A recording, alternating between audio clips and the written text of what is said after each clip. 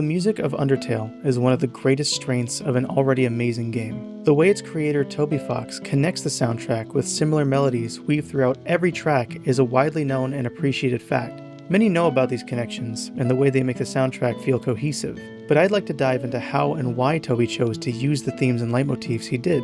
By the end of this video, I'll show you how the dots connect to paint the full picture. A leitmotif is a short piece of music that is tied to something in a story.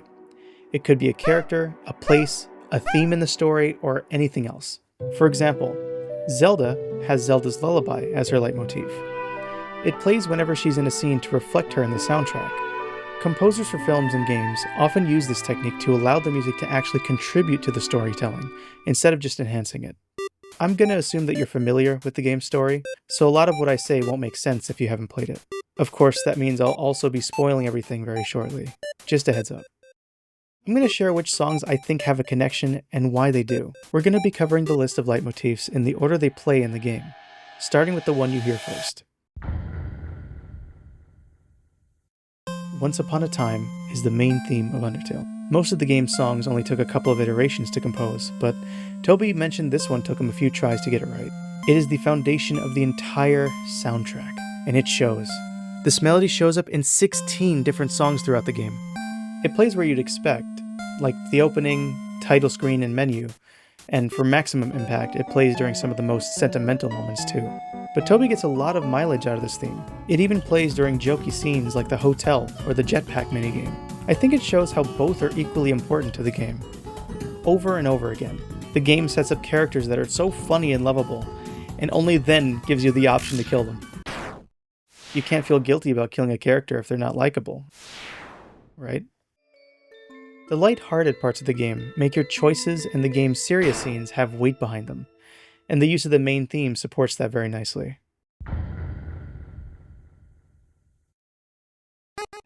At first, Flowey's leitmotif seems innocent enough, but if you played the game, you'll know he's a bit, we'll call it rude. You can kind of hear this being foreshadowed in the music too. Everything about this song is abrasive. The notes come in at full volume, and there's no softening of the harsh square wave. There's no vibrato on the held notes either, which gives it this rigid, uncomfortable feeling. Flowey is making a half-hearted attempt to mask how horrible he actually is, and that's exactly what it sounds like. His theme is also put to great use during his boss fight, where it goes from unnerving to straight-up horrific. It plays every time you encounter one of the souls. I think the reason they all use Flowey's leitmotif is because they're basically a part of him at this point. At the end though, this whole sequence is flipped on its head. The theme actually becomes hopeful after your calls for help break them free of Flowey's control. We get more of it at the end of the pacifist route, once we learn Flowey is actually the prince, Asriel. To me it feels kinda playful, like two siblings play fighting. I think that might be how Asriel sees the whole fight. When Asriel turns back into himself, he gets his compassion and childish mentality back too. I think Flowey's leitmotif represents his morbid curiosity, something that Asriel developed during his time stuck as a flower.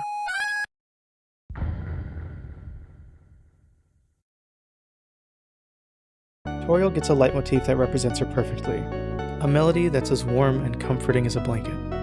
It isn't used very much in the rest of the game. It only plays towards the very end of the pacifist run, and here.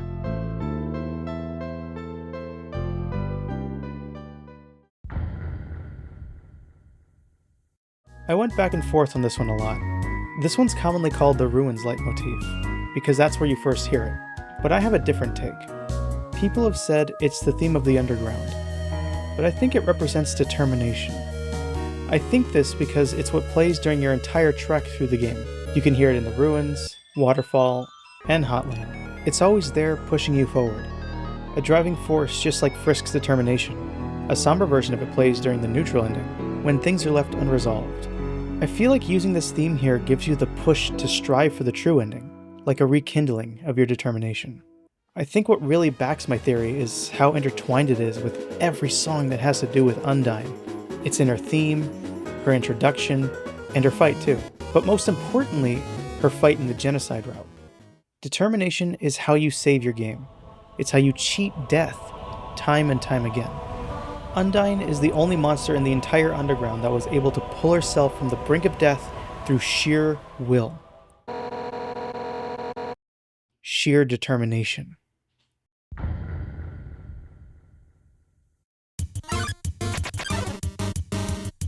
This one is for the enemies in the game. It's a combat theme for sure, but it's kind of whimsical. Something that would feel right at home in a Pokemon game. This is used for almost every non-boss encounter in the game, and for the few that don't, there's probably a piece of it somewhere in there. For example, dog.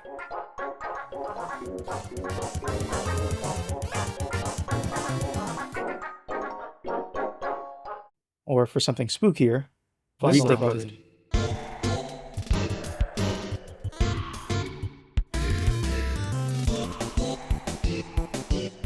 It's also used in Temmie Village and the Tem Show. I like to think there's a deep-voiced Tem somewhere who sang the bass notes. I think it's this one. This one usually plays during encounters with monsters that have more tropey designs, the kinds that would fit perfectly in a classic haunted house. Pathetic House is the simplest version of the melody, so let's start there.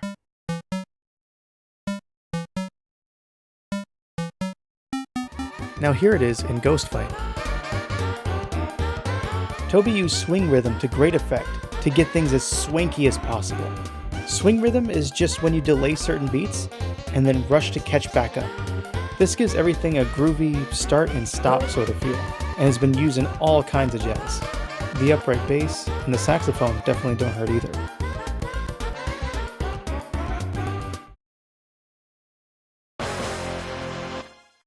Dummy is just a remix of Ghost Fight. A fantastic one though. Parts of the song erratically skip ahead or lower in pitch. Sometimes it'll even repeat itself 3 times, just like he does. It sounds like Mad Dummy is skipping through his own music out of frustration. It's a super fitting song for this guy. The spooky leitmotif ties these guys together for 2 reasons. They're both spooky monsters, and also because they're cousins. Remember that one, it's gonna come back later.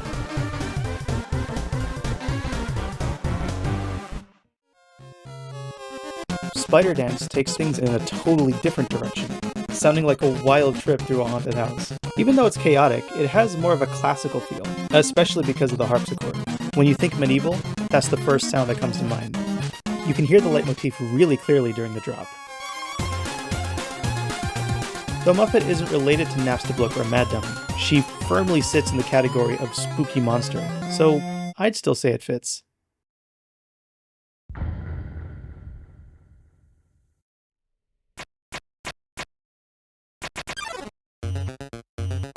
Such an amazing piece of music. We get a little bit of a breather with this one. Unlike the last leitmotif, which was featured in 11 songs total, Heartache's only featured in its own song and Asgore.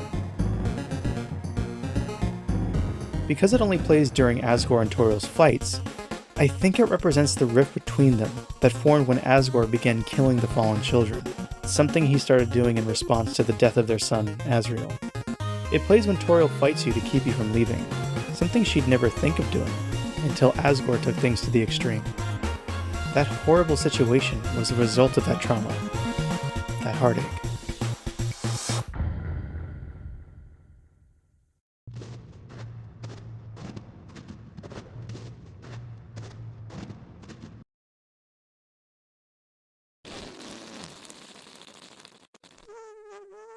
Sans.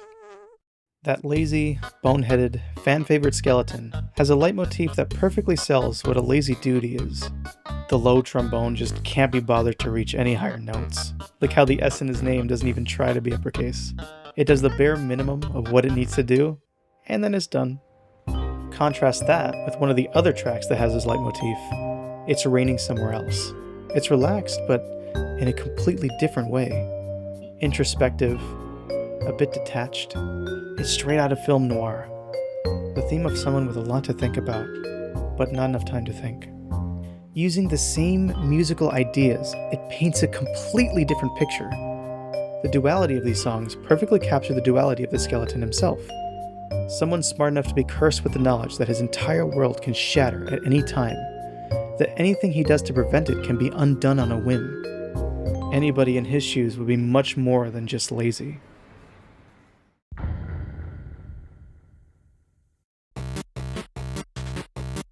This goofy guy has a leitmotif that spells out scheme with a capital S.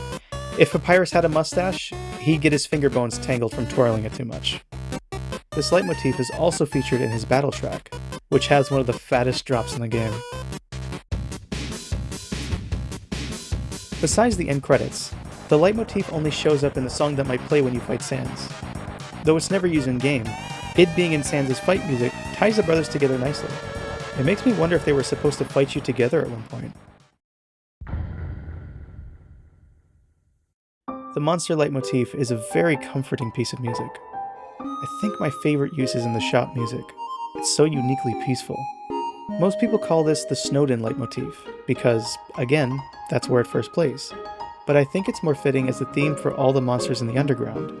It plays in shops outside of Snowdin, during the Royal Guard's confession, in the Asriel fight, where he takes the power of everybody, and on your victory lap at the end. This theme is almost always played for sentimental moments, including the most sentimental moment in the entire game. Dating Papyrus.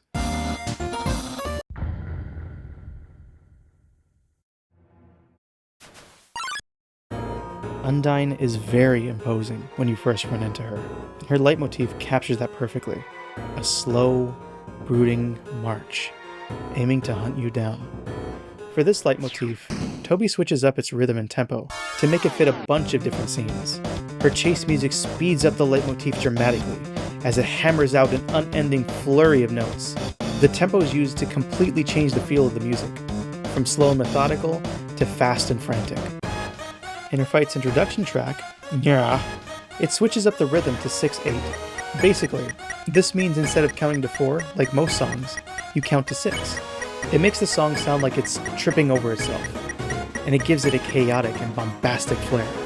The track for the fight itself expands on this even more, adding blaring trumpets that highlight the thrill she feels during combat, like a bull and a matador facing off in the arena. Later in the game, this combat for sport mentality shifts to a desperate fight to protect everyone she holds dear. Undyne's genocide fight starts off in the tried and true 4/4 rhythm. This gives the music a more focused pace to match the higher stakes of the fight. In the latter half, it switches to a calming 3/4 waltz rhythm. To me, this break in the action is Undyne reflecting on how dire things are. She's coming to terms with the fact that if she dies here, so does everyone else. Despite the weight of the world, she charges ahead, and the music follows suit. Undyne's strength is further emphasized by the next fight in the route. Mettaton Neo uses the same leitmotif and bravado as Undyne, but without her unwavering determination, his attempt ends before it even begins.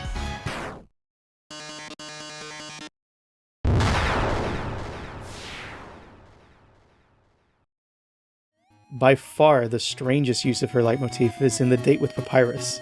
Maybe it's him falling back on tactics he learned from Undyne's Royal Guard training to try and win the date. It's the only way I could think of this fitting, and it would be completely in character. A bit out of place, I know, but we actually do hear it this early in the story.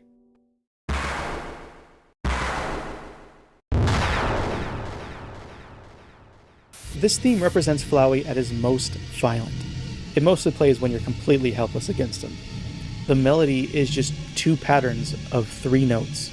It's incredibly simple, but incredibly effective. Turns out, you don't need too much to inspire absolute dread when this thing's on the screen. The first time we actually hear it, though, is when you talk to Sans at Grilby's about the strange flower he's heard rumors about. Here it's played using a soft piano. The vibe here is mysterious and ominous. The melody helps with this too. It rises in pitch at the end, almost like a question. The more standard use comes later, during the cutscene before his boss fight. Flowey has closed the game, deleted your save file, and has taken the human souls.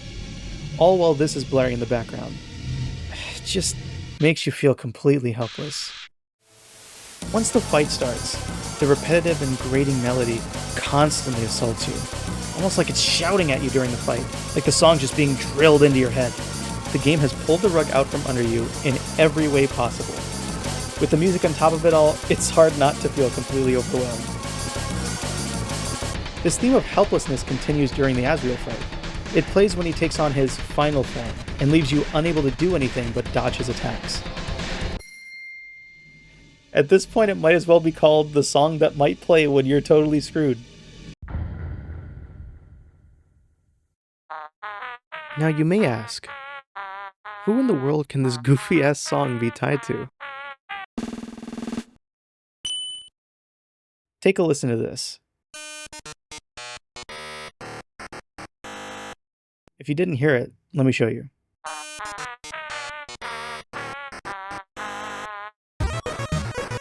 If you know Mettaton's origins, this starts making a lot of sense. Long story short, Mettaton is another of Hapstablook's cousins, who possessed and fused with a body made for them by Alphys, so they could become the idol of the underground. This fact is pretty well hidden in the game. You can only find it by taking this key to enter the house next to Hapstablook's. But if you listen closely enough, the music tells you too. You can technically find out that Mettaton is cousins with Hapstablook just by listening to the music. That's insane! We'll talk more about Mettaton when we get to his own leitmotifs, but for now, let's move on.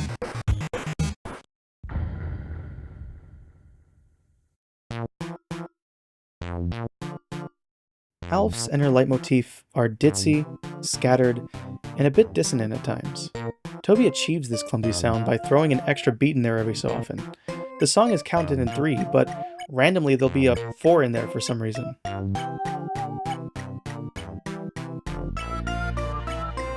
It changes up again toward the end. It starts alternating between counts of 6 and 4.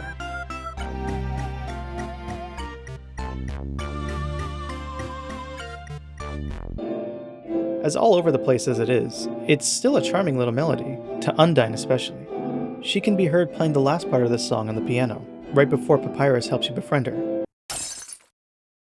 It's a cute little touch that foreshadows them getting together at the end.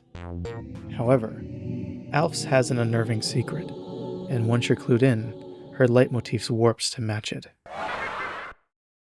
The True Lab takes her theme and twists it into a plodding tour of the darkest experiments she worked on. The big crushed industrial drums make it feel like a very cold and unwelcoming place, and the constant spiraling piano makes it feel like you're tumbling down a rabbit hole. This version of her song brings back the same alternating 6 and 4 pattern, but this time it's used throughout the whole song, aside from a couple of added beats for flavor. The effect is that the song is much more steady, to reflect the scientist's more serious and analytical side. With a careful change of rhythm and instruments, the light, goofy tone of her theme is flipped on its head entirely.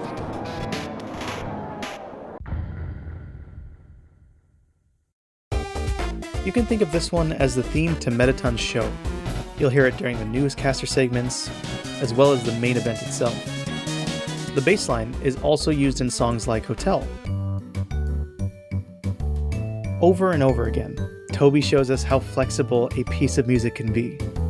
Easygoing elevator music in one track becomes a flamboyant dance party to the death in the next. Mettaton, a mad killing machine who wants to use your death to propel him to stardom. At least it seems that way. This one is his battle theme, and it only plays 3 times, during his first fight, right before his boss fight, and the boss fight itself. In the first song you hear it, it's super abrasive. It's one of the few fully 8-bit songs on the soundtrack, which is fitting for a robot. The song also makes for one hell of a drop.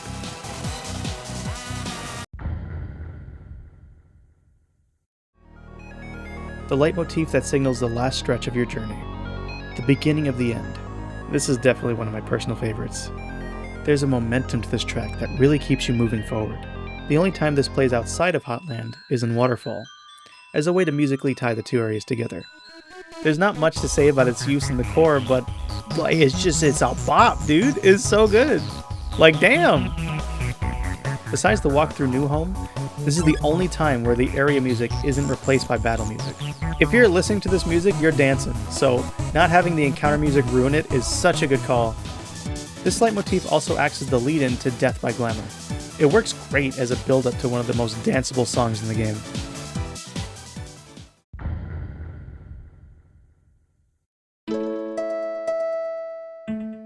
Hapstablook is what I'm calling the ghost that became Mettaton. We never learned their name in-game, The closest we get is Papyrus's headcanon, so I'm just going to use that. This one really runs the gamut from cynical to sentimental. It first plays when Mettaton is doing the princess bit and makes you do the tile puzzle from hell, as well as when he takes calls from viewers. I don't think there's some big underlying message when it plays during Undertale the musical. It's just a funny ass scene. But it does at least tie the theme to Mettaton, so when it plays again after his boss fight, your brain has a point of reference. Despite the way it's introduced, I still think this leitmotif represents Mettaton's more authentic side, who he is off camera, and the ghost he was before he got his body. Every song connected to Mettaton has always been overblown for the audience, so hearing this goofy song become somber and genuine is almost kind of jarring. It's the first glimpse we see of the real Mettaton, and his music adapts to the moment perfectly.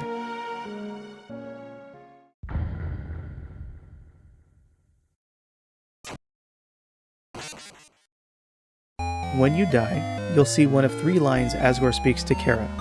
These lines can also be found on tape 5 in the True Lab. The tape where Asgore is comforting Kara as they pass. Yep. Every time you get a game over, you are reading the last words spoken to a child on their deathbed. Isn't that fun? Isn't that cool? This leitmotif appears in only one other place. The theme of a deed begrudgingly done. The track Asgore and its intro are the only times this leitmotif is heard, and I kind of appreciate that. When you hear this solemn, unfamiliar theme, it gives the fight a feeling of mystery and foreboding. To me, the fight has a very grave tone to it, especially Bergentrogen, which feels very traditional with no frills, like a grim ceremony for your execution.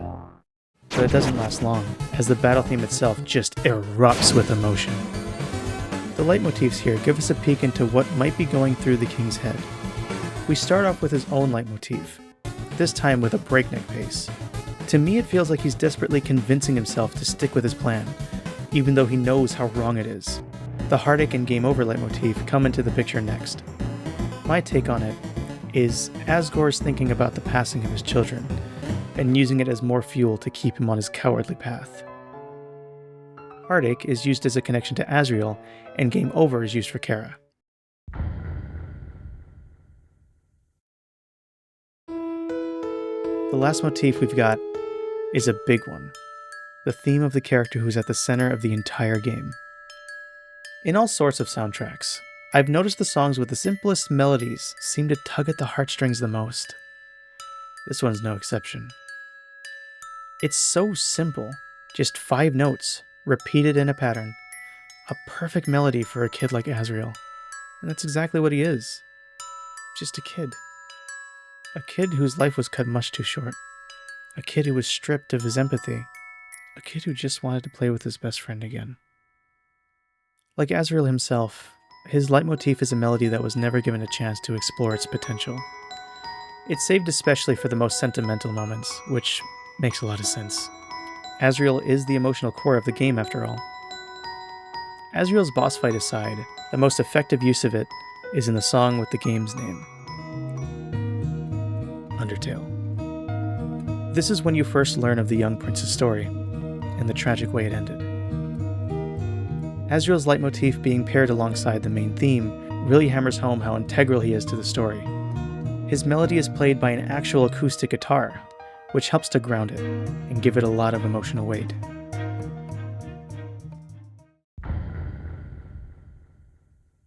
Despite my best efforts, there are some songs that just don't tie in with the rest. I've done my fair share of stretching in this video, but these were just an inch too far.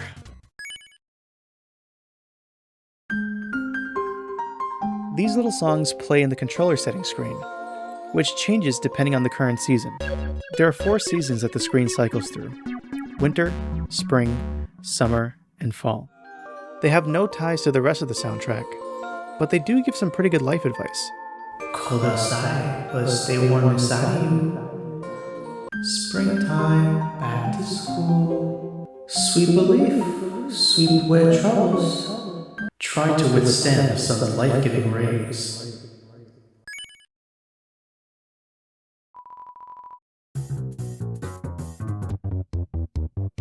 Dog Bass and Ghost Fight use the same bass line, but I couldn't find a reason why that's the case. If you just need a bass line for a quick gag, it makes sense to use one you already have. In Bird That Carries You Over a Disproportionately Small Gap, you can hear Alph's leitmotif.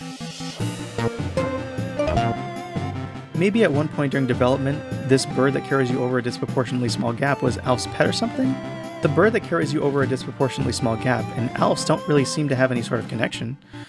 Sadly, this means there is now another disproportionately small gap in how the soundtrack is connected.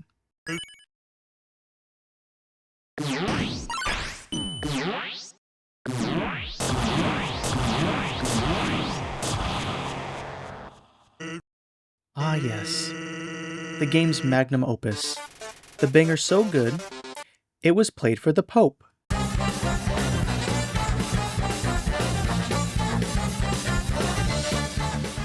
As ridiculously famous as this song is, it actually has no leitmotifs from any other part of the game. That might be a little disappointing, but I think there's some merit to it being separated. The reason you do a genocide run is to squeeze every extra bit of content out of the game, even at the game's expense. So the final boss's theme being so disconnected makes it feel like something completely new. And if you're aware of Toby's older stuff, it's a nice little reference to the Earthbound realm hack he made, which is where the song comes from.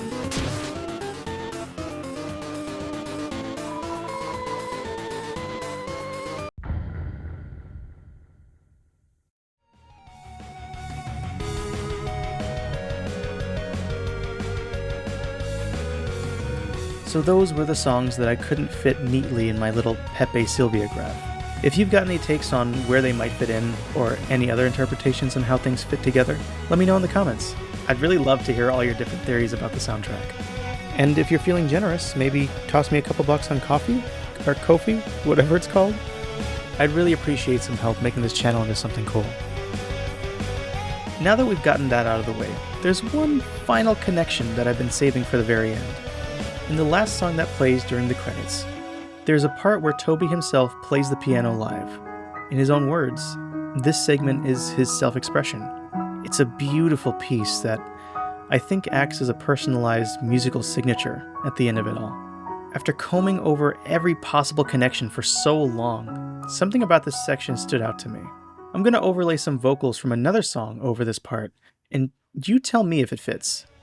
When the light is running low and the shadows start to grow, and the places that you know seem like fantasy, there's a light inside your soul that's still shining in the cold, with the truth, the promise in our heart.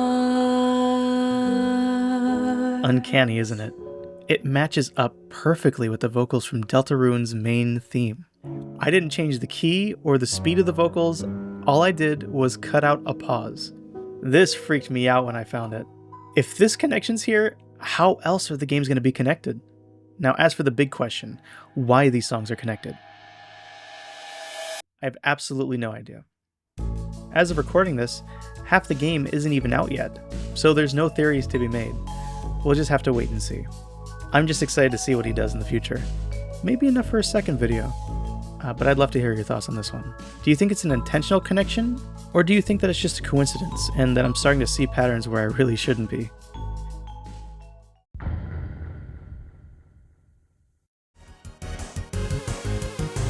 In a game that revolves around the way that you treat its characters, those characters had better feel authentic.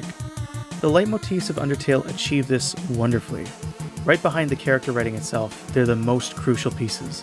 They connect the characters and themes behind the scenes, even when you're barely aware of it.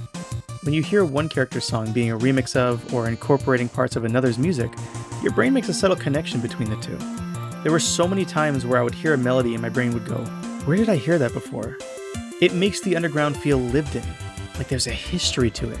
There's also a lot of value in using a song and changing it to evoke a completely different feeling. If you take a character's theme and turn it into something somber, angry, happy, or anything else, you're showing that emotion through that character's lens musically. Toby switched up the rhythm, instrumentation, tempo, and harmonization to get the most variety he could have. He got enough mileage to compose a soundtrack with over 100 songs, using just 21 leitmotifs. That's more than 4 songs per melody. Because Undertale is so focused on its characters and relationships, it was an excellent idea to use these leitmotifs as much as they did. But depending on the project, it might not always be the best option.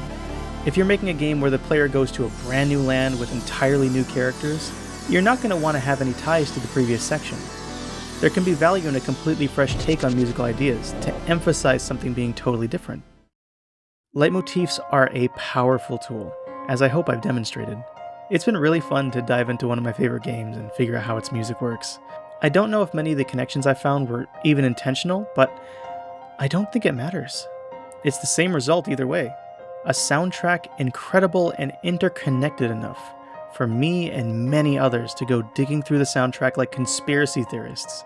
The music of Undertale is one of the foundational pillars of what makes it so loved by so many, and its leitmotifs are the glue that ties it all together. Thanks for watching. Have a good one.